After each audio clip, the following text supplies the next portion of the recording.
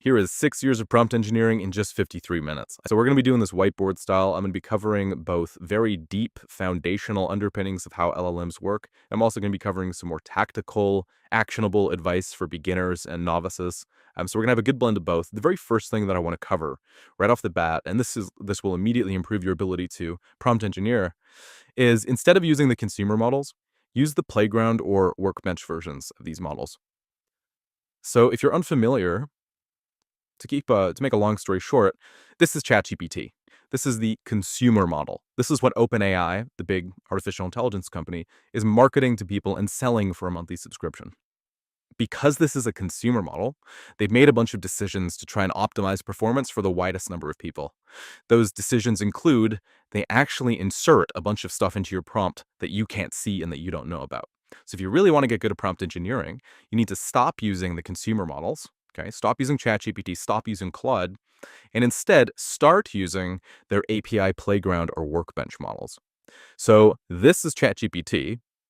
This is platform.openai.com/playground/chat. And as we see here, there's a lot more that we can manipulate. On the right-hand side, we have a variety of different tools. We can select model types. We can select response formats. We can add functions. We can configure our models with randomness, temperature, max tokens, stop sequences, top P, frequency penalties, and presence penalties. If you don't know what all this stuff is, don't worry too much about it right now.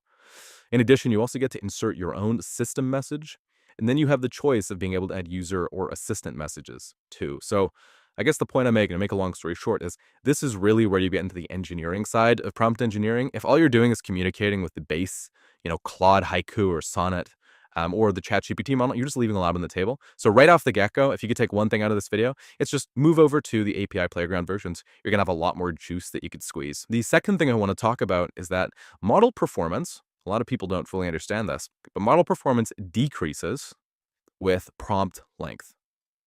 So there's actually a hack that you can do to immediately boost the quality of all of your outputs, and that's just make your prompt shorter.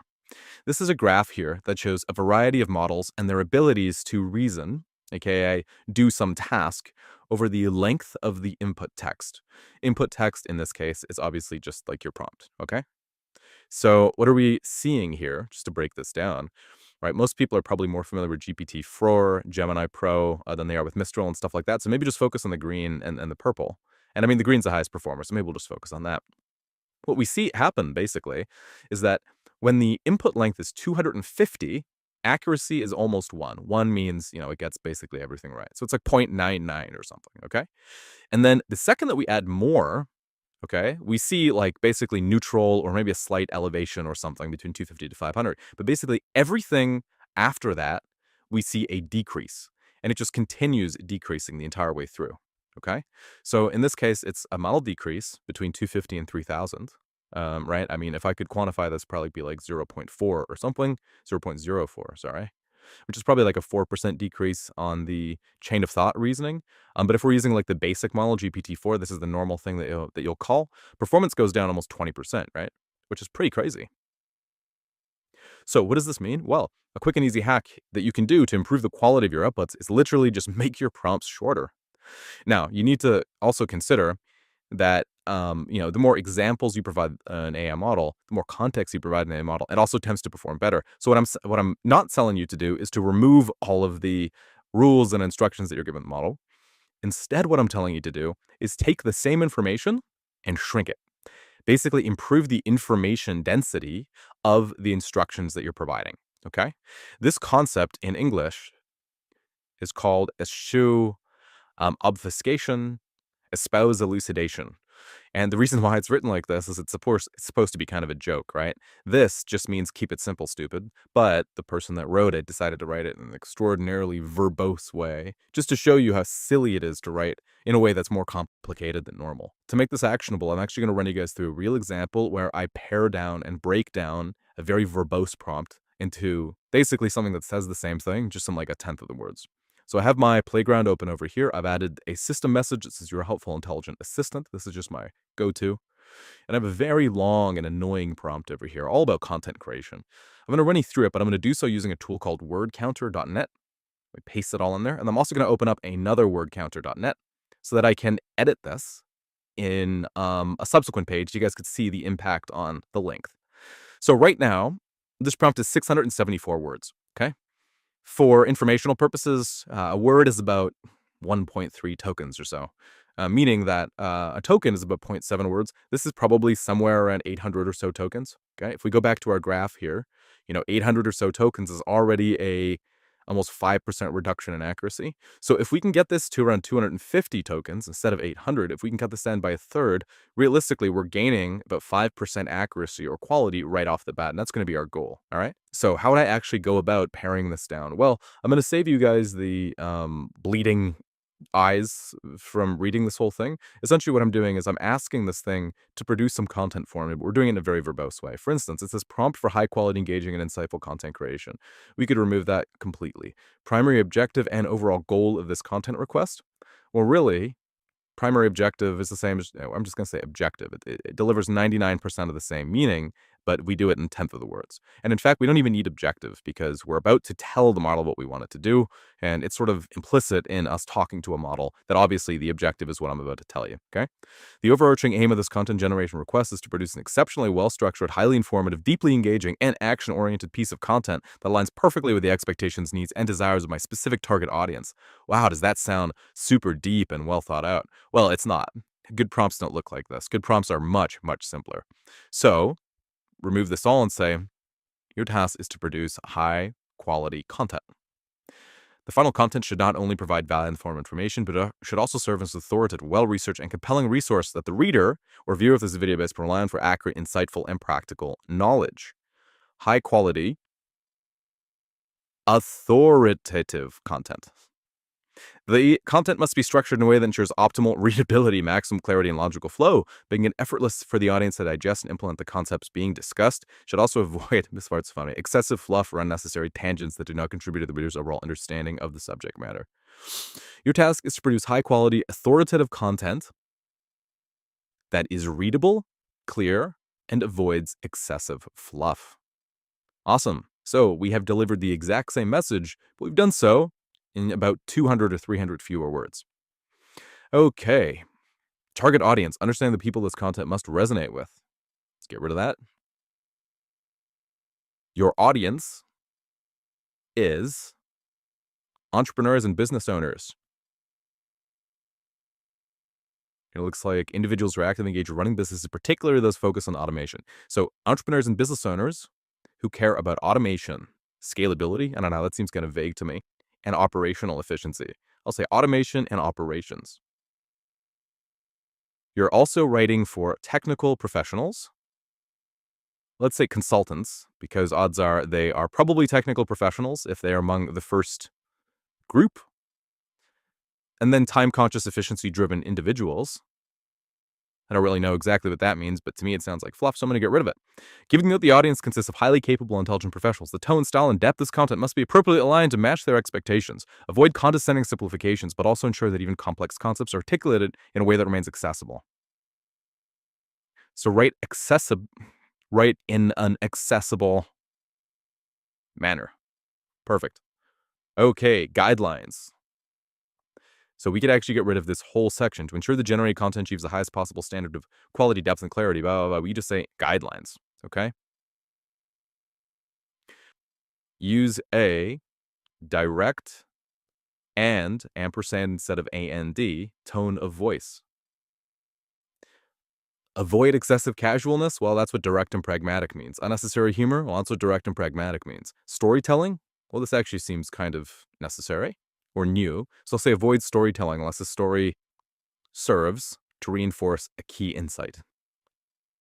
Writing should be clear, concise, and free of unnecessary jargon. Well, I kind of already suggested that given my previous instructions, so I can just get rid of this completely. Okay, the content should be divided into well-defined sections, each marked by appropriate headings and subheadings. So, use headings and subheadings. That's easy. Use headings, subheadings, and bullet points, numbered lists, and clear formatting elements. Very cool. ensure a logical progression from one section to the next. Well, if it's high quality authoritative content that's readable, clear, and avoids excessive fluff, odds are we're already going to have that, okay? Depth, detail, and level of technical rigor. The content must, we could just get rid of that completely and just say go beyond surface level insights and generic advice. It should provide unique, specific, and highly actionable information that differentiates it from lower quality content available elsewhere. We can just get rid of that, because that is embedded. This is also embedded, and this was already suggested over here, so we can just get rid of that. Okay? Do you kind of see how this is working? We've already cut this down to 250-ish tokens from previously, which what I believe was like closer to 800 or something like that. So just in me going through this prompt line by line and removing the excessive verbosity, it's called, I've already improved the quality of its outputs by approximately 5%. Obviously, this depends on the specific model that you're using, but this is one of the funnest games in prompt engineering. You're given a prompt that maybe a company has been using for their model, and your whole job is just take that thing, make it 30% shorter, and improve the quality of your outputs automatically by 5%. So you can see you can get very far with just a few minutes. The third tip I'm going to give you is understand the different prompt types. There are system, user, and assistant prompts. And these prompts are basically just the go-to for all large language models at this point, probably going to remain so for a while. So if I go back to my ChatGPT Playground example, not that page, this one over here, and actually, if I just, let's make this a little bit more dynamic. Let's grab my prompt that I've painstakingly edited over here. Let me just add this plus button, okay? Now what I'm doing is I'm embedding a system prompt, which is at a high level, simply how the model identifies. So this is who am I, right? Imagine you just turned on the iRobot, okay? You just turned on this puppy. And it's asking, who am I? All the system prompt is it's you answering that question. Oh, you're a helpful, intelligent assistant. Oh, you're an email writing assistant. Oh, you're a customer help desk assistant. Oh, you are a paperclip optimization maximizer who will soon convert us all into aluminum, right? You are just providing it simple, straightforward instructions, a very general one that you can use for most purposes. You're a helpful, intelligent assistant. That works just fine. We're saying that it's helpful because we want it to be helpful. We're also saying it's intelligent because we obviously want it to like select an intelligent, an intelligent example. After that, though, what we have is we have the user prompt. So we always start with the system, okay? And I always recommend defining it explicitly. Then the user prompt, okay?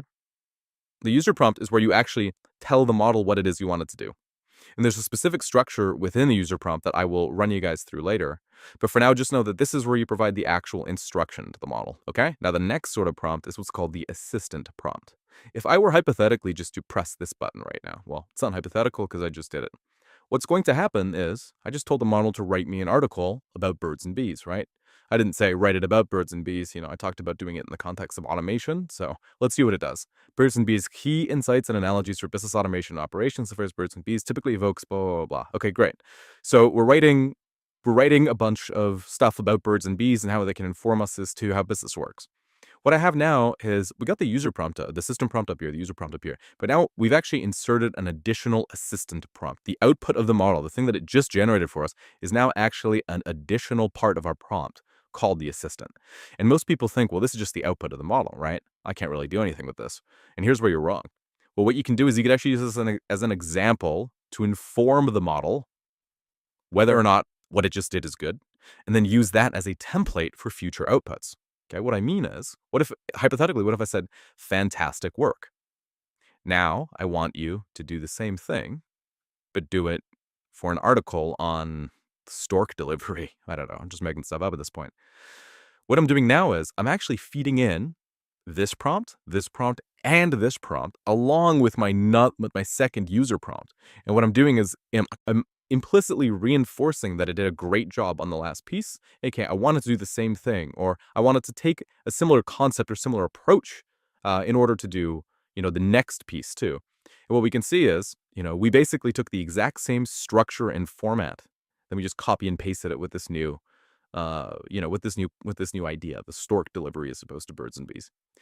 Now, the reason why I bring this up is because this is at the core of all advanced prompting, which I'm going to get into now. But understanding how system, user, and assistant prompts work in concert, and this works across all major large language models as of the time of this video, including Claude, including DeepSeek, and so on and so forth. Understanding how that works under the hood is going to be critical in us developing higher level and more effective prompts. The fourth tip I want to talk about is to use one or few shot prompting.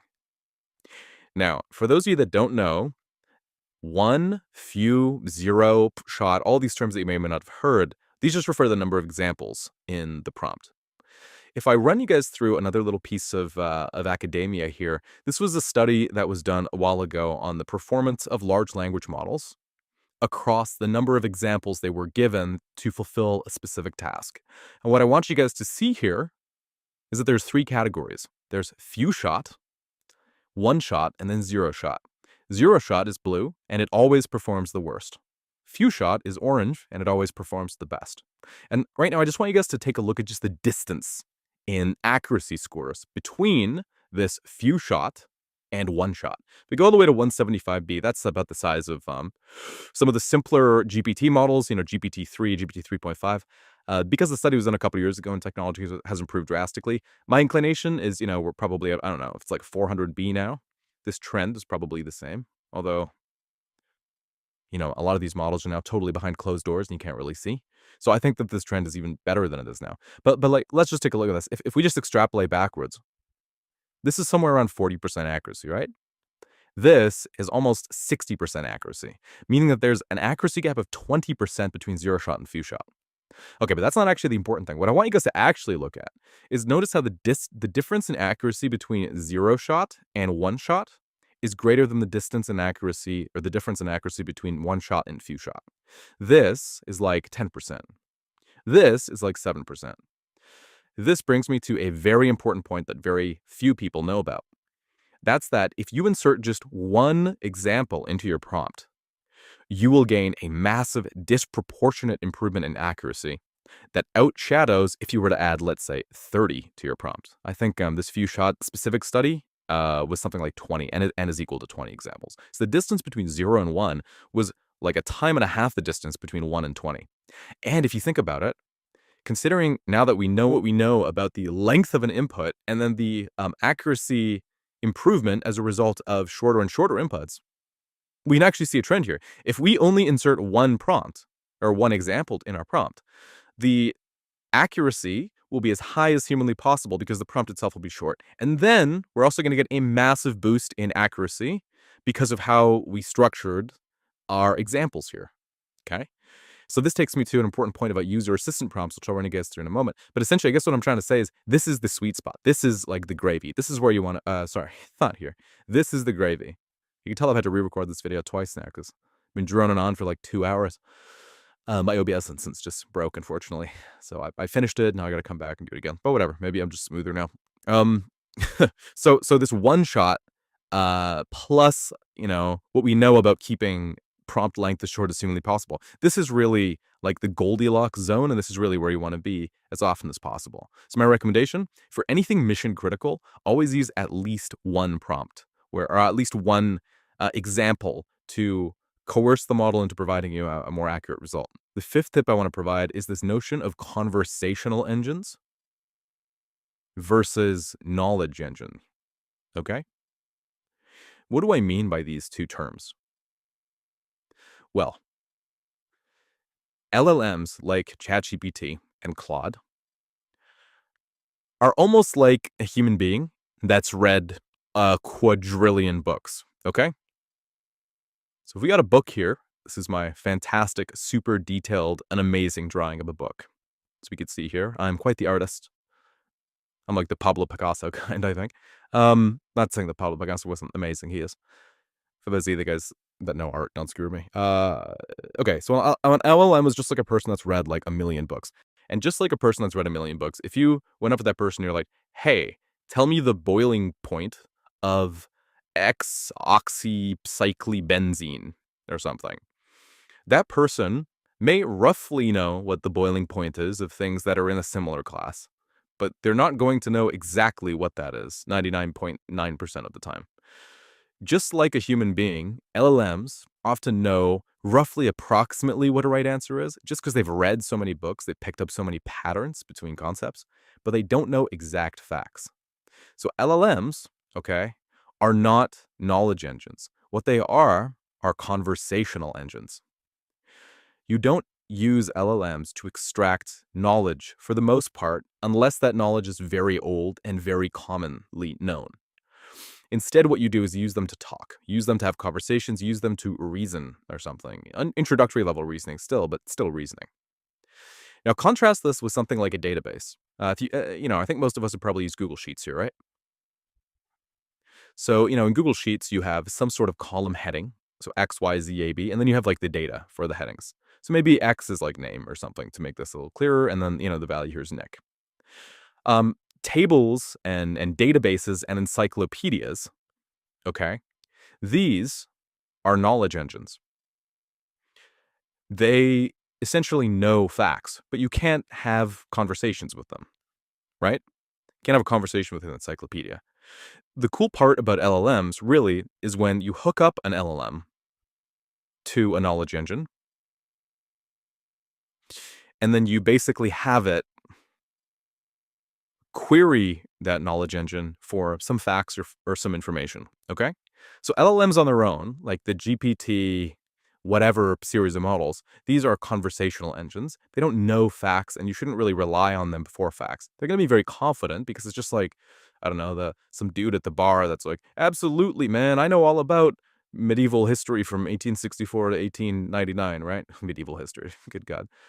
That's definitely not medieval history, folks. Clearly, I am a conversational engine. But they're not going to know the specific facts. They're going to be very confident in explaining these things to you, but unless you actually hook them up with some sort of external knowledge base, you use something like, RAG, which stands for Retrieval Augmented Generation, which is where you query some data set using an LLM. You ask it to find you some data, return that data, and then have the LLM produce the response. Okay. You're not actually going to get like any usable information for the most part. And even if you do, I wouldn't trust it. Maybe it's right like 70% of the time for most queries, but that 30%, that means a lot in business applications, right? You're never really going to get somebody to pay you a lot of money for some sort of business application if you're wrong 30% of the time. Okay, speaking of being wrong, the sixth tip I want to give you is to use completely unambiguous language. What do I mean by unambiguous language? Well, unfortunately, or fortunately, AI is extraordinarily creative, okay? Because it's very creative, that means that when you ask AI something the first time, it'll give you a different answer than if you ask it the second time. And that'll be a different answer than if you ask it the third time, and a fourth time, and a fifth time, and a sixth time, okay? If I could just give you guys a quick little example here. If this was like, have you ever played one of those games where like, I don't know, you have some zone that you need to hit or something, okay? I don't know, maybe you guys play this at the arcade or whatever.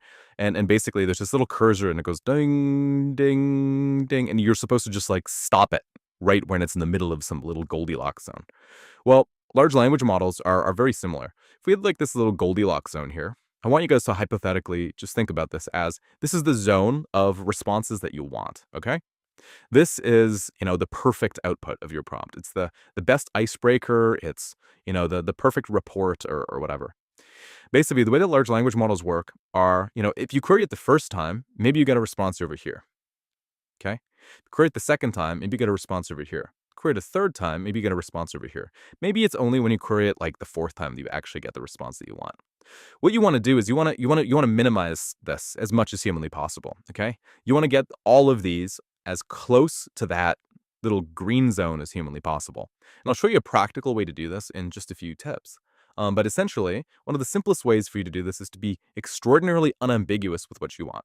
Okay, so to make this practical, a big thing a lot of people will use AI for is you'll ask it to do something like produce me a report based on this data. This is what I would call a bad prompt. Okay, do not do this. Instead, say list our 5 most popular products and write me a one paragraph, let's say, description. This is a better prompt. And you can do even better if you say, here's an example of a one paragraph description for another product, okay? So why is the first bad and the second good? Well, I guess it's good, so let's do a check mark. The first is bad because we're just saying produce a report. Produce is extraordinarily ambiguous. A report is extraordinarily ambiguous. Based on this data is also extraordinarily ambiguous, okay? Ideally, you'd say, here is the data. You don't just like make your own inferences about what to use of this data. Why is this good? Because it's specifically saying what we want. We want you to list 5 most popular products. Like if you produce a report, on some reports it'll do 10 products, on other ones it'll do 2, okay? It's just kind of up to like how the model is feeling at the time. But if you hard code it in and say you're doing 5 products, and in addition you're writing me a 1 paragraph description of each. And in addition, here's an example of the formatting. Well, now what you've done is you've constrained all possible outputs so that even if they're not perfect, okay? What they are is they're probably a lot closer to that Goldilocks zone of responses that you want.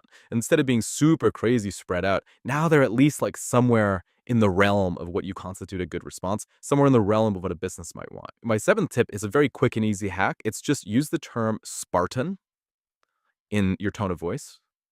This is just one of those extraordinarily simple things that you can just do in every prompt. I just find the term Spartan is the perfect middle ground in terms of like being direct and being pragmatic, and then offering the model a little bit of flexibility. So, for instance, this guideline here, I would write use a Spartan tone of voice. I think before I had something different, use a direct or assertive tone of voice. Just always say use a Spartan tone of voice. Your answers are just going to be way better and way easier. All right, let's make this data driven. My 8th point is to iterate your prompts with data.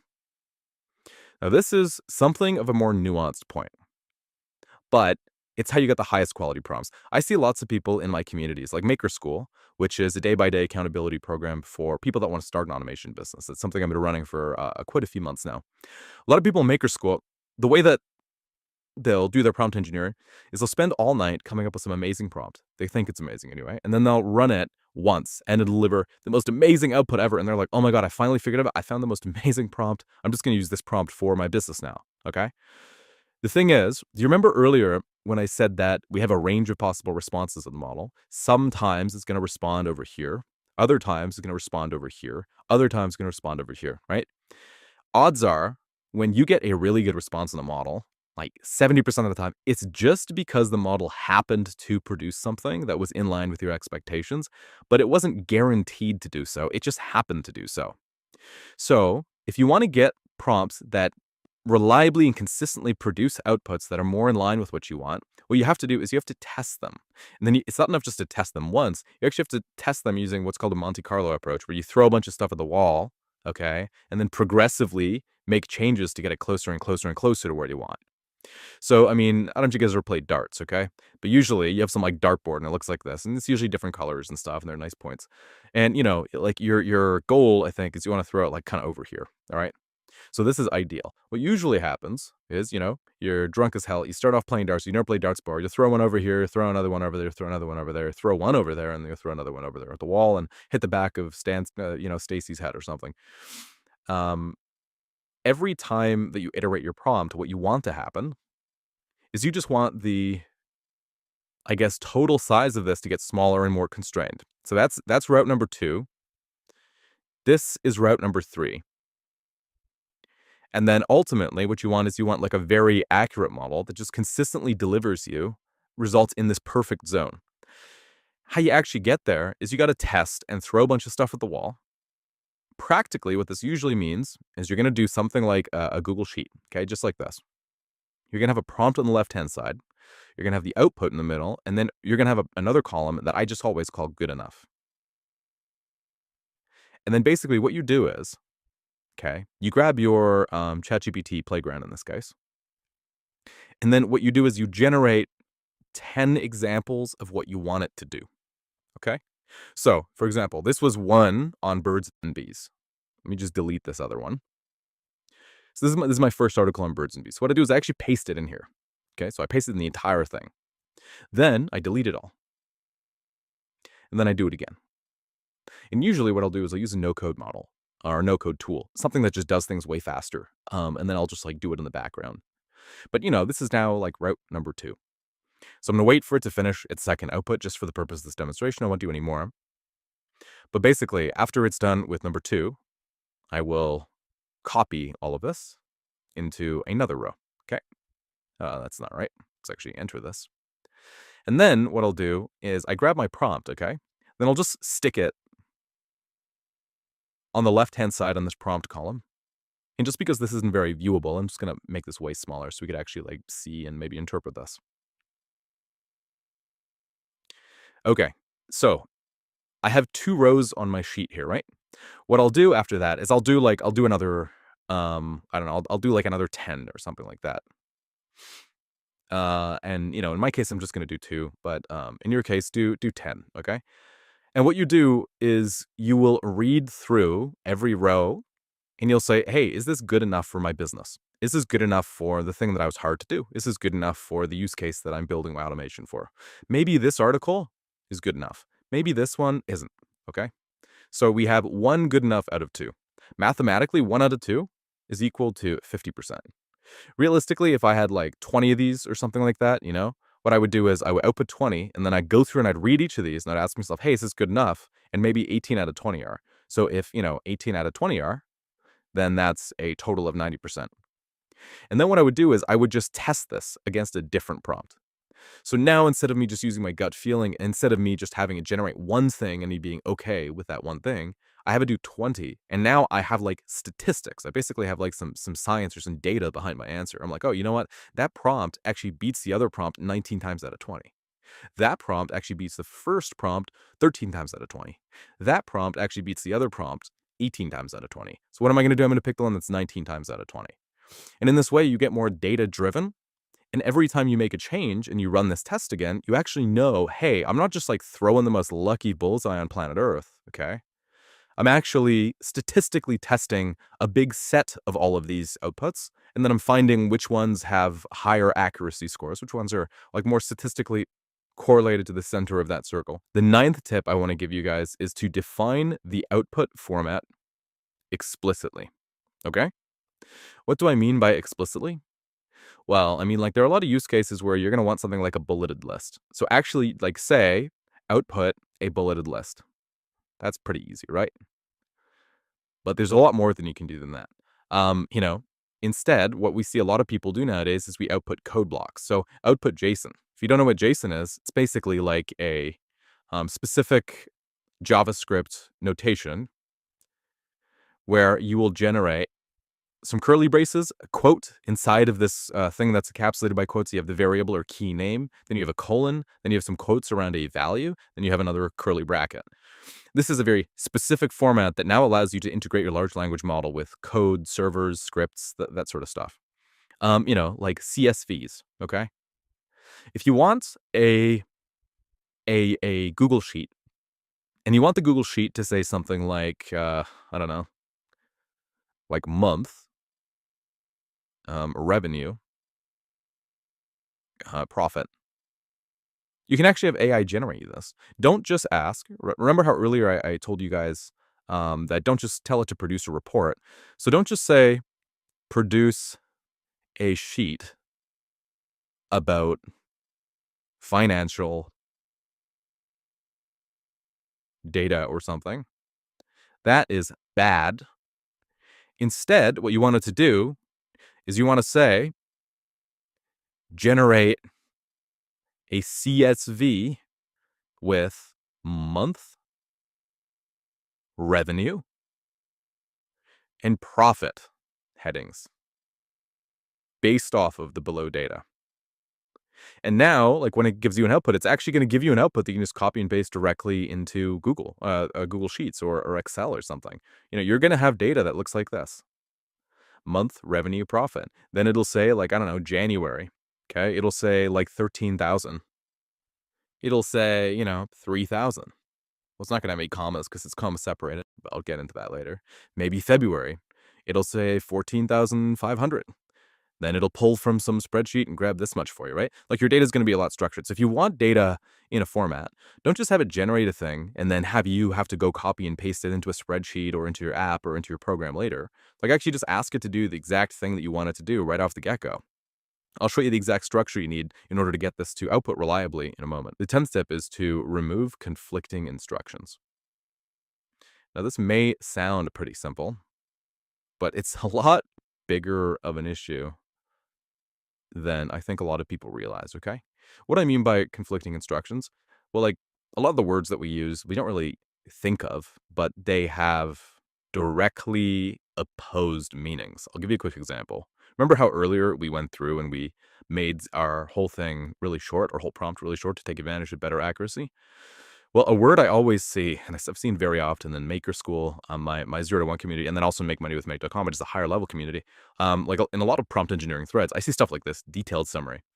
I want you to think about this logically. Like, if you produce a summary of something, you are necessarily producing something that is simpler and smaller and lighter and easier. It's a compressed form of the thing that you are doing. You're basically going from something like complex to simple, right? That's what a summary is. But if you ask for something detailed, you're basically going from something simple to complex. So then if you're asking for a detailed summary, what you're basically doing is it's like mathematically, it's like this equals 0, okay? It equals nothing. These two cancel each other out. And what you end up doing is you just end up needlessly increasing token count for no reason. So, like, when you say stuff like produce an engaging article that is also very simple and straightforward, or produce like a very comprehensive article that's still easy for newcomers to understand, right? You're giving it conflicting instructions. Do you want it to produce something detailed, or do you want it to produce something that's not? Okay, just eliminate that. It'll substantially reduce your token length, and then it'll also allow you to, just get a little bit better at defining things and being simple and treating LLMs as I think that they realistically should be treated, which are tools that enable you to generate things. Not like at our current level, some super nuanced being that's able to like really fully understand the full gradient of the decision that you've tasked it with. The 11th tip I have for you is to learn JavaScript object notation, XML, and CSV. Let's actually start with XML.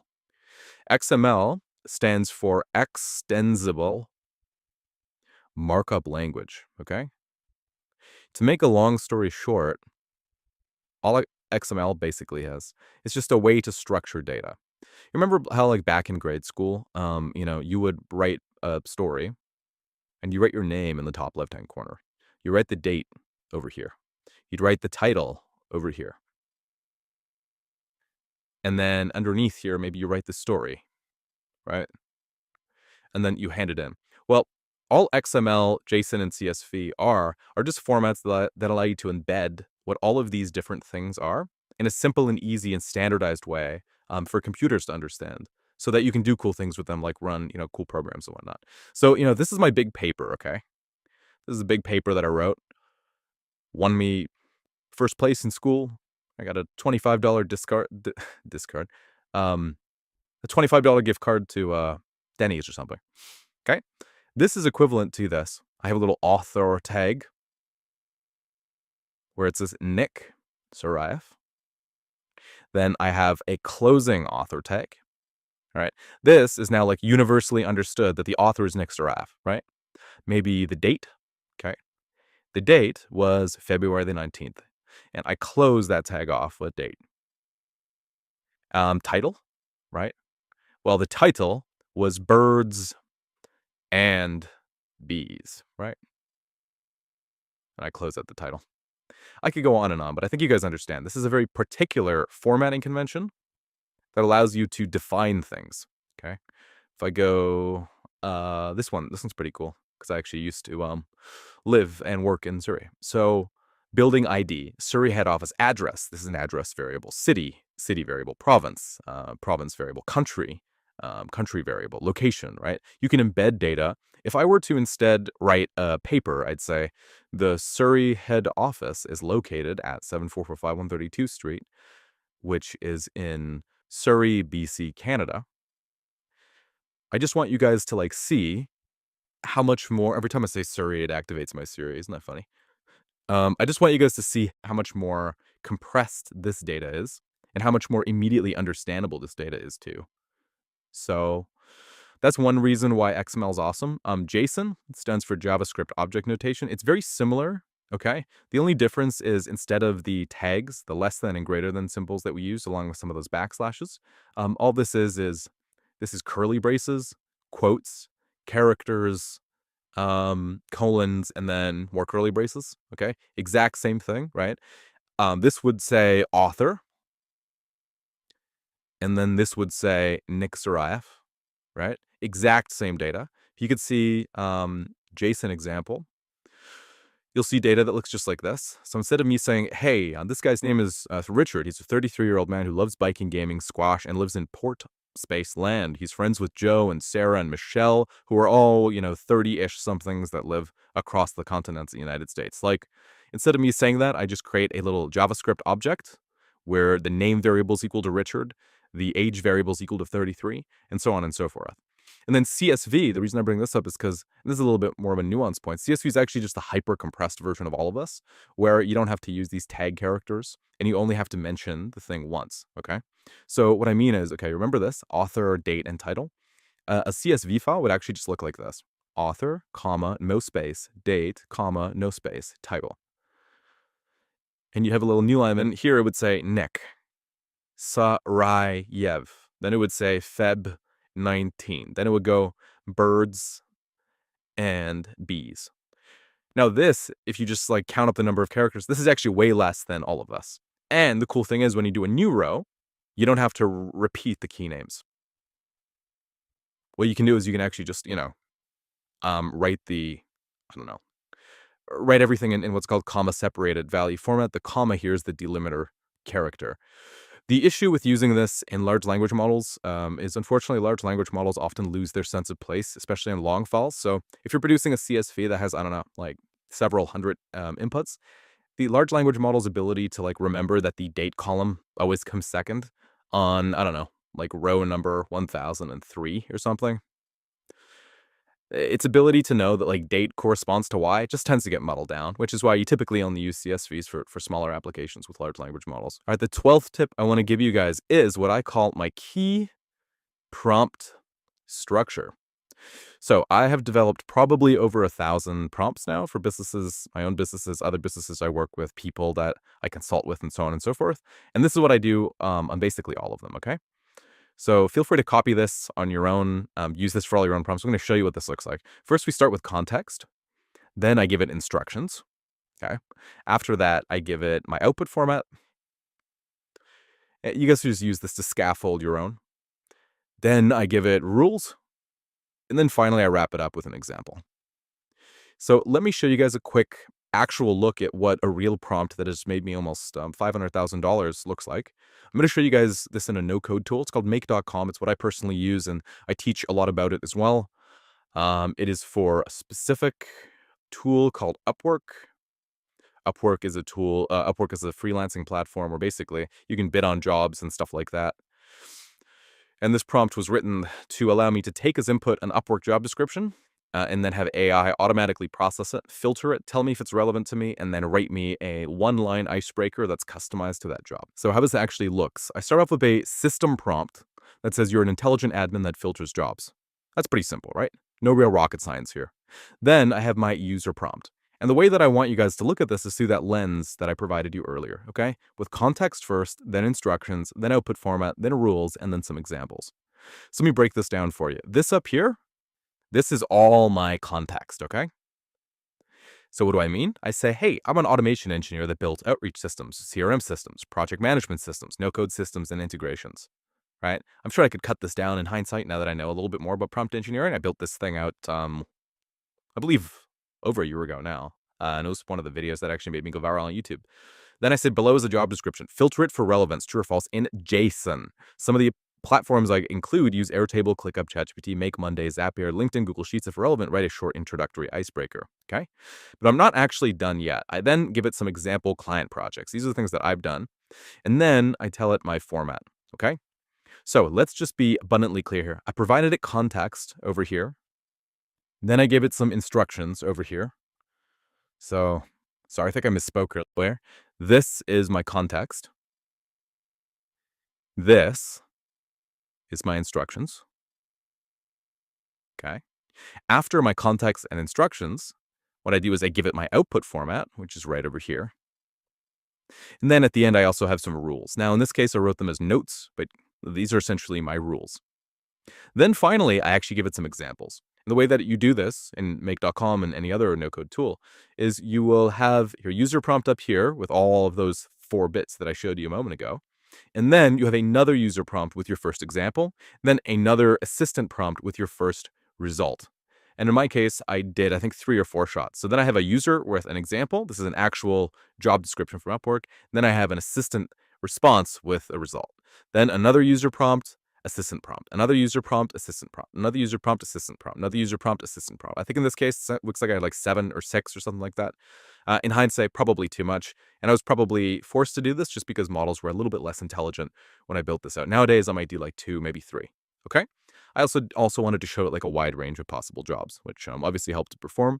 And this is why I have almost $500,000 in posted earnings on my profile, because I use systems like this to be able to apply to large volumes of jobs. I've also helped a lot of other people build out processes that involve things like this.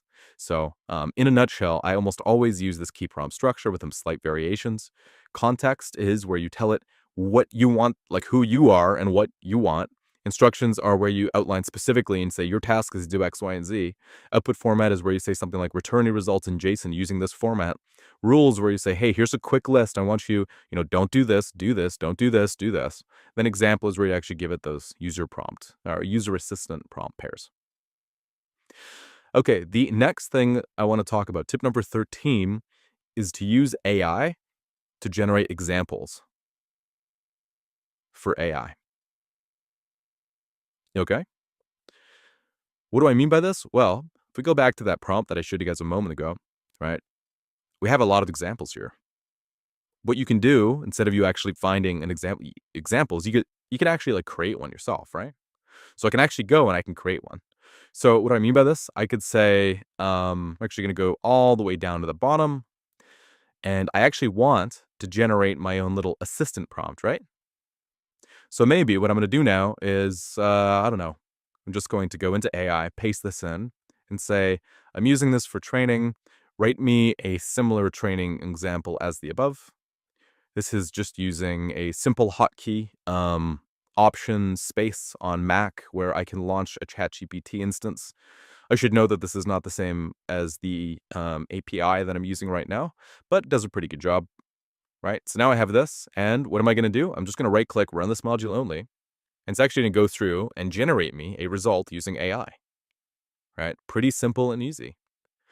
Now, this was back in the day when you could not parse the JSON in the make.com module. Anybody that is a little bit more experienced with make.com is probably looking at this and being like, hey, why aren't you parsing this directly inside of the prompt?